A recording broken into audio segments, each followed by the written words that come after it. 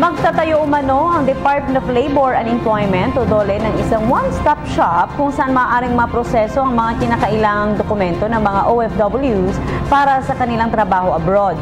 Ayon kay Labor Secretary Silvestre Bello III, kaugnay pa rin ito ng direkta ni Pangulong Rodrigo Duterte na padaliin para sa mga OFW ang pagkuha ng serbisyo ng gobyerno.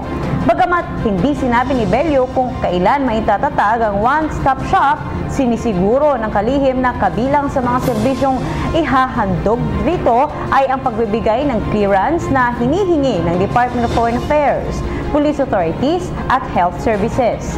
Bukod dito, magiging mas mababa umano ang gagastusin ng mga OFW dahil isang lugar na lamang ang kanilang dapat puntahan para makakuha ng mga kinakailangang dokumento.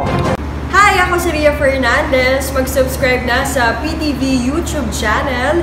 I-click lang ang subscribe button.